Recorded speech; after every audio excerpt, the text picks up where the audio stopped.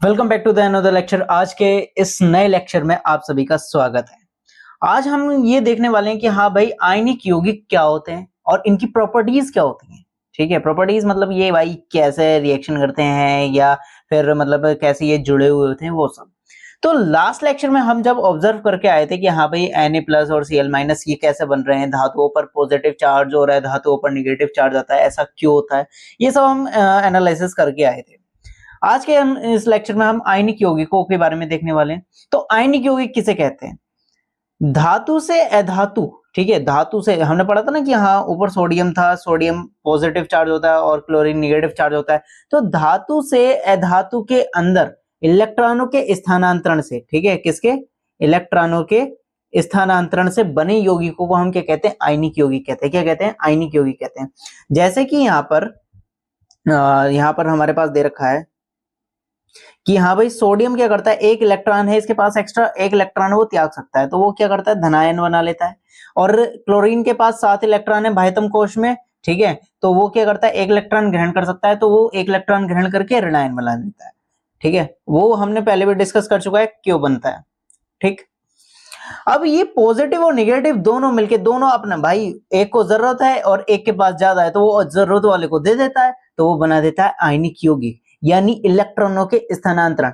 धातु से अधातु में इलेक्ट्रॉनों के स्थानांतरण से बनने वाले यौगिकों को हम क्या कहते हैं? आयनिक यौगिक या वैद्युत संयोजक यौगिक कहते हैं। ठीक है, अब हम इसके गुणधर्मों के बारे में देखने वाले हैं। भाई, गुणधर्म क्या होते हैं? ठीक है, सबसे पहले फिजिकल प्रॉपर्टीज देखेंगे हम इसकी। ठीक है, फिजिकल कैसे होते हैं? देखो भाई, इनमें पता है जब ये पॉजिटिव और माइनस इस तरीके से होते हैं, मैं आपको दिखाता हूं, एक मिनट। यहां पर जैसे ये है, ठीक है, अब 3, यहां पर ये पॉइंट है। ठीक है, यहां पर ये क्या होता है? पॉजिटिव, जैसे यहां पर ये पॉजिटिव वाला है वो है Na, और जो निगेटिव वाला है वो है Cl। ये Na+ Cl-, Na+ Cl-, इस तरीके से ये चलता रहता है। ठीक है, तो ये सारे में इस तरीके से होते हैं, और इनके पता है ये इतने मतलब बहुत ज्यादा पास पास होते हैं, और इनके मध्य जो मतलब बीच में आकर्षण बल ऐसे खींच के रखते हैं, कैसे? ऐसे करके। ठीक है, तो इनके बीच में आकर्षण बल बहुत ज्यादा होता है। ठीक है, आकर्षण बल बहुत ज्यादा होता है, जिससे ये, अब आकर्षण बहुत ज्यादा है तो यानी इसमें पास पास में ये रहेगा। ठीक है, पास पास में किस में रहते हैं? कण, ठोस के अंदर। तो अधिकतर जितने भी आयनिक यौगिक हैं वो कैसे होते हैं? ठोस होते हैं। कैसे होते हैं? ठोस होते हैं। अब हम इसको देखते हैं, भौतिक प्रकृति कैसी होती है? धन और ऋण आयनों के बीच मजबूत आकर्षण बल के कारण। ठीक है, आकर्षण बल बहुत ज्यादा होता है। आकर्षण बल का मतलब है जो एक दूसरे को खींच रखता है। क्यों? सारे पॉजिटिव निगेटिव है, पॉजिटिव निगेटिव है, तो ये क्या है? धन और ऋण आयनों के बीच मजबूत आकर्षण बल अधिक होने के कारण ये यौगिक ठोस और थोड़े कठोर होते हैं, बहुत ज्यादा कठोर होते हैं। ठीक है, अब ये यौगिक क्या होते हैं? सामान्यतः भंगुर। भंगुर का मतलब है ऐसे नहीं, मतलब भंगुर का मतलब होता है बिखर जाना, जैसे हमने उसको दबाया। नमक को क्या करते हैं? नमक है हमारे पास, आपने देखा होगा, नमक को अगर ज्यादा जोर से दबाते हैं तो वो चूरा बन जाता है उसका, है ना? तो उसको हम कहते हैं भंगुर प्रकृति। ठीक है, या दाब डालने पर टूट जाते हैं। अब ये हम देखेंगे कि हाँ भाई, ये भंगुर क्यों हो जाते हैं, मतलब टूट क्यों जाते हैं, ऐसा क्यों टूट रहा है। ठीक है, ये सब देखने वाले हैं। ठीक, नेक्स्ट नेक्स्ट आ जाता है गलनांक और क्वथनांक। आयनिक यौगिकों के गलनांक और क्वथनांक बहुत ज्यादा होते हैं भाई, बहुत ज्यादा। ठीक है, मतलब जैसे जैसे इनमें क्या है, मतलब इन मध्य देखो, बात क्या है, गलनांक और क्वथनांक अधिक होने का कारण क्या है इनका? आयनिक यौगिकों में गलनांक तथा क्वथनांक अधिक होने का कारण उनके मध्य जो है, जो कण है, उनके मध्य आकर्षण बल है। अब आकर्षण बल ज्यादा है, आकर्षण बल ज्यादा है तो उसको तोड़ने के लिए ज्यादा एनर्जी खर्च होगी, और तोड़ने के लिए ज्यादा एनर्जी खर्च होगी तो उसको और ज्यादा गर्म करना पड़ेगा। ज्यादा गर्म करेंगे तो यानी गलनांक और क्वथनांक उच्च होंगे। तो आपको समझ में आया कि गलनांक और क्वथनांक क्यों उच्च होते हैं आयनिक यौगिक? क्योंकि आयनिक यौगिकों के मध्य आकर्षण बल बहुत ज्यादा होता है। ठीक है, बियॉन्ड द लिमिट। ठीक है, बहुत ज्यादा होता है। ठीक है, जिसकी वजह से क्या है, उसको तोड़ने के लिए हमें ज्यादा एनर्जी खर्च करनी पड़ती है, जिसकी वजह से क्या है, उनके गलनांक और क्वथनांक उच्च होते हैं। अब जैसे हम कुछ के देख भी लेते हैं भाई, कुछ टॉपिकों के दे भी रखे हैं, जैसे NaCl का गलनांक जो होता है, मतलब जिस पर नमक गलना शुरू करता है, वो होता है 1074 केल्विन। ठीक है, ये केल्विन में दिया हुआ है, अगर इसको आपको सेल्सियस में कन्वर्ट करना हो तो 273 से माइनस कर दीजिएगा। ठीक है। अब क्वथनांक यानी जिस पर वो क्या है, पानी मतलब जो द्रव है वो गैस में परिवर्तित हो जाए, यानी नमक जो है भाप में परिवर्तित हो जाए, वो हो जाता है 1686 केल्विन। ठीक है। अब यहाँ पर हमारे काम का है कैल्शियम ऑक्साइड यानी चूना। चूने का जो गलनांक होता है वो होता है 2850। ओ भाई बहुत हाई है ये तो। ठीक है। और जो क्वथनांक होता है जिसमें वो गैस से वो सॉरी द्रव से गैस में परिवर्तित होता है 3120 केल्विन। और ठीक है 3120 केल्विन होता है। समझ में आ गया। गलनांक और क्वथनांक क्यों होते हैं? क्योंकि इनके मध्य आकर्षण बल, इनके कणों के मध्य आकर्षण बल बहुत ज्यादा होता है, इसलिए ये क्या है, इनके गलनांक और क्वथनांक बहुत ज्यादा हाई होते हैं। भौतिक प्रकृति हमें पता चल गई ठोस की होती है, क्योंकि भाई इनकी मध्य आकर्षण बल अधिक होने के कारण, क्योंकि प्लस माइनस है, आकर्षण बल अधिक होने के कारण ये क्या है, एक दूसरे से जुड़े हुए रहते हैं, जिसकी वजह से क्या है, ये क्या है, थोड़े से कठोर। कठोर तुम कहाँ भाग रहे हो भाई साहब, ये पता नहीं बार बार भाग जाता है, कोई बात नहीं, हम इसको कंट्रोल में लाएंगे किसी दिन। अब नेक्स्ट आ जाता है घुलनशीलता।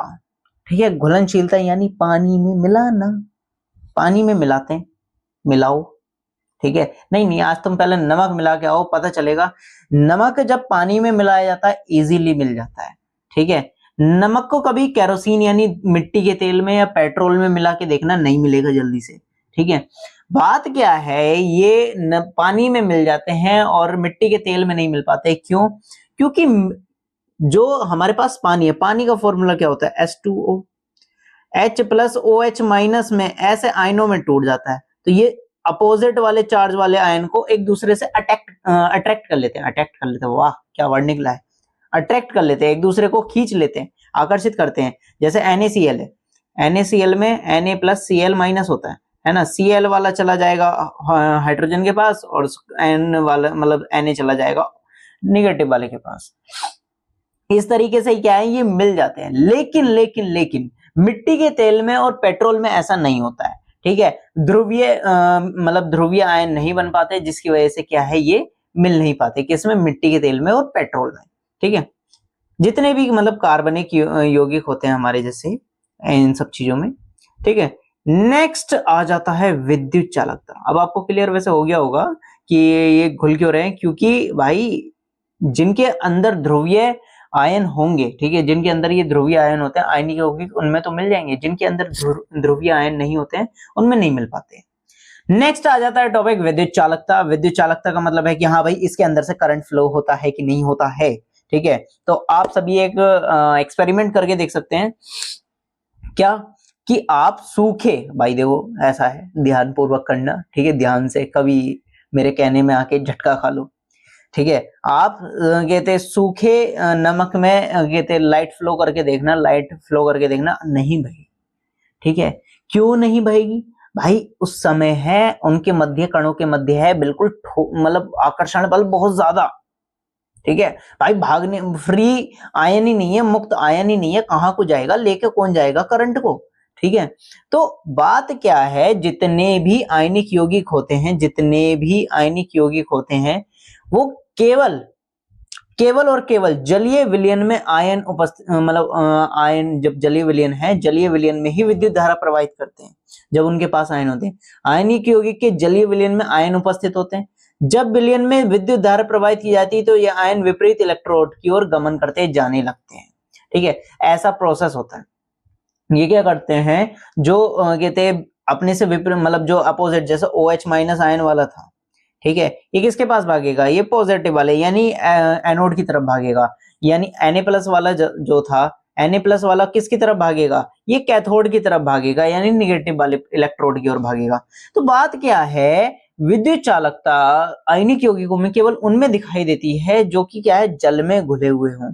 जब ये ठोस अवस्था में होता है, यानी जैसा आपके डिब्बे में नमक रखा रहता है, तो ये विद्युत धारा प्रवाहित नहीं करते हैं। ठीक है, ये जब डिब्बे में रखे रहते हैं तो ये विद्युत धारा प्रवाहित नहीं करते हैं। लेकिन जब हम इसे पानी में घोलते हैं, यानी नींबू पानी बना रहे हैं, ठीक है, गोल गोल पानी इस तरीके से, ठीक है, जब हम इससे क्या कर रहे हैं, इसे पानी में घोल देते हैं नमक को, या फिर कहते हैं हमारा कास्टिक सोडा हो गया, जितने भी हमारे पास क्या है आयनिक यौगिक हैं, इनको अगर हम किस में घोल दें, पानी में घोल देते हैं, इनका जलीय विलयन ले लेते हैं, तो ये क्या करते हैं, विद्युत धारा प्रवाहित करने लगते हैं। क्यों करने लगते हैं, जैसे ही इनको हम जल में घोलते हैं, तो इनके जो आयन है वो तितर वितर होने लगते हैं और इधर उधर भागना शुरू कर देते हैं, जिसकी वजह से जैसे ही इलेक्ट्रिसिटी फ्लो करेंगे तो अपने से विपरीत इलेक्ट्रोड यानी अपोजिट चार्ज वाले की तरफ ये भागना शुरू कर देंगे, जितने भी आयन होते हैं, जैसे ये वाला, ठीक है। तो ये क्या है, इस तरीके से भागना शुरू कर देते हैं और विद्युत धारा का प्रवाह कर लेते हैं। यानी इससे हमारा क्या औचित्य निकलता है कि विद्युत चालकता किसमें होगी, आयनिक यौगिकों में, उनके जलीय विलयन। आयनिक यौगिकों के जलीय विलयन में ही विद्युत चालकता प्रवाहित विद्युत चालकता है, विद्युत के सुचालक होते हैं। लेकिन ये ठोस अवस्था में आयनिक यौगिक विद्युत का चालन नहीं करते हैं, क्योंकि ठोस अवस्था में दृढ़ संरचना के कारण आयनों की गति संभव नहीं हो पाती है। बेसिकली सी बात है कि ठोस अवस्था में इनकी गतिशीलता बिल्कुल कम होती है ड्यू टू आकर्षण बल, बहुत ज्यादा आकर्षण बल के कारण। लेकिन जैसे ही हम इनको पानी में घोलते हैं तो इनकी गतिशीलता बढ़ जाती है और ये क्या है, एक दूसरे की ओर भागने शुरू कर देते हैं, ऐसे करके, ठीक है, ऐसे कैसे करके भाग जाते हैं। लेकिन आयनिक यौगिक गलित अवस्था में विद्युत का चालन करते हैं, क्योंकि गलित अवस्था में विपरीत आवेश वाले आयनों के मध्य स्थिर वैद्युत आकर्षण बल ऊष्मा के कारण कमजोर पड़ जाता है, टूट जाता है, पढ़ के आए हैं। इसलिए आयन स्वतंत्र रूप से गमन करते हैं और एवं विद्युत का चालन करते हैं, ठीक है। ओहो नेक्स्ट पार्ट भाई। अब एक पार्ट आता है कि ये भाई भंगुर प्रकृति के होते हैं, जो कि हमारा इसमें नहीं है, लेकिन हमने क्या है अलग से इसको बना रखा है, ठीक है। तो आइए भंगुर प्रकृति के बारे में करते हैं डिस्कस। भंगुर प्रकृति क्या होती है, भंगुर का मतलब, ठीक है, भंगुर को अलग वर्डों में ना लिखे जाएं, ठीक। तो भंगुर प्रकृति, ठीक है, इसकी भंगुर प्रकृति से क्या मतलब है, भंगुर का मतलब क्या होता है, जैसे आप किसी मेटल को, मान लो जैसे मैंने ये पकड़ा, इसको मैं मोड़ सकता हूं, ठीक है, इसको मैं केवल मोड़ सकता हूं, लेकिन अगर मैं इसको जोर से दबाऊंगा तो इसका चूरा नहीं बनेगा, ठीक है। लेकिन भंगुर प्रकृति का मतलब है कि अगर आप जैसे किसी चीज को दबाते हैं, ठीक है, तो उसका चूरा बन जाना, उसका बिल्कुल चूर चूर हो जाना, ठीक है, मुड़ना नहीं, खींचना नहीं, ठीक है, ये चादर में परिवर्तित होना नहीं, ये सब भंगुर प्रकृति में नहीं आता। भंगुर प्रकृति का मतलब है केवल एकदम से चूरे में बदल जाना, चूरा, ठीक है। जैसे आपके नमक की डेली होती है, नमक की डेली को आप जब जोर से दबाते हैं ना, जोर से दबा देते हैं, तो उससे क्या होता है, एकदम से वो क्या है, उसमें परिवर्तित हो जाती है, किसमें, चूरे में परिवर्तित हो जाती है। कैसा होता है, क्यों होता है, देखो बिफोर फोर्स वो क्या होता है, ऐसे एक कंडीशन होती है कि plus minus plus minus plus minus, मतलब एक दूसरे के बिल्कुल लमसम होते हैं, ठीक है, कि हाँ भाई एक के बाद एक आता है, एक के बाद एक आता है, और एक दूसरे से बिल्कुल अटैच होते हैं और बिल्कुल ऐसे मजबूत आकर्षण बल के कारण जुड़े होते हैं। लेकिन जब हम इस पर फोर्स अप्लाई कर देते हैं, अरे आप कहाँ जा रहे हो भाई साहब, आप तो वापस आओ, ठीक है, आपका तो काम है आज, ठीक। तो जब हम इन पर फोर्स अप्लाई कर देते हैं यानी बल लगा देते हैं, तो ये क्या है, थोड़ा सा इनकी जो परत है वो थोड़ी सी खिसक जाती है। अब जब प्लस वाला प्लस के पास आएगा, माइनस वाला माइनस के पास आएगा, प्लस वाला प्लस के पास आएगा, माइनस वाला माइनस के पास आएगा, तो क्या होगा, हमने पहले पढ़ के आए हैं, प्लस वाला प्लस को दूर भगाता है, क्या पढ़ के आए थे, प्लस वाला प्लस को दूर भगाता है और माइनस वाला प्लस को पास में लाता है, ठीक है। यानी माइनस और प्लस एक दूसरे को ऐसे पकड़ के रखते हैं, लेकिन प्लस और प्लस ऐसे आए भाग गया, माइनस और माइनस ऐसे आए भाग गया, ठीक। तो ये भाग जाते हैं।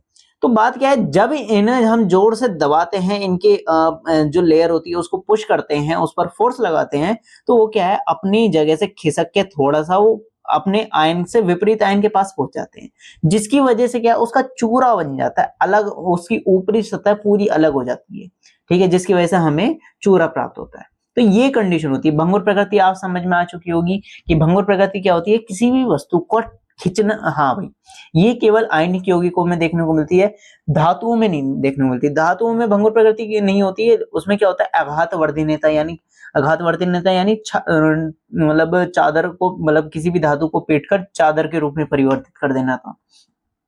उसमें तन्यता का गुण पाया जाता है, तन्यता का गुण यानी किसी भी धातु को खींचकर उसे तार के रूप में परिवर्तित कर देना, और ये सबसे ज्यादा किस में पाया जाता है, हमारी वन ओनली फेवरेट चीज जिसको हम कहते हैं सोना, सोने के अंदर तन्यता का गुण सबसे ज्यादा होता है, ठीक है। भंगुर प्रकृति आपको पता चल चुकी है, और अब एक बार क्विक रिवीजन कर लेते हैं हम इस पूरे टॉपिक का। हाँ, लेट्स गेट स्टार्टेड। कहाँ गया भाई, लेट्स गेट स्टार्टेड, इधर को देखो, शुरू हो जाते हैं, लेट्स गेट स्टार्टेड।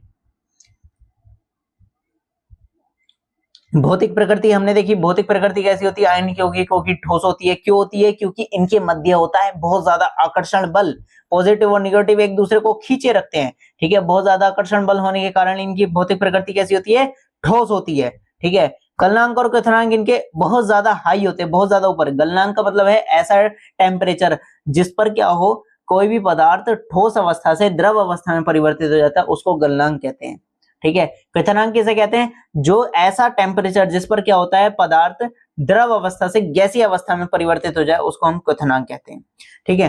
तो ये क्या है, गलनांक और क्वथनांक, इनके हाई क्यों हैं, इतने ऊंचे क्यों होते हैं, इतने ऊंचे ताप पर क्यों पिघलते हैं? क्योंकि भाई इनके मध्य है यूनिटी, एकता, ये एक दूसरे को बांधे रखते हैं, इनके मध्य आकर्षण बल बहुत ज्यादा होता है, जिसकी वजह से क्या है, ये इनका जो गलनांक और क्वथनांक है बहुत ज्यादा हाई होता है। घुलनशीलता, घुलनशीलता में क्या होता है कि सामान्यतः ये क्या है, जितने भी हमारे पास आयनिक यौगिक होते हैं जल में घुलनशील होते हैं, और कहते हैं जो केरोसिन, मिट्टी का तेल, पेट्रोल, डीजल, ये सब चीजें होती हैं, इनमें क्या होते हैं, अघुलनशील होते हैं, इनमें नहीं मिलते।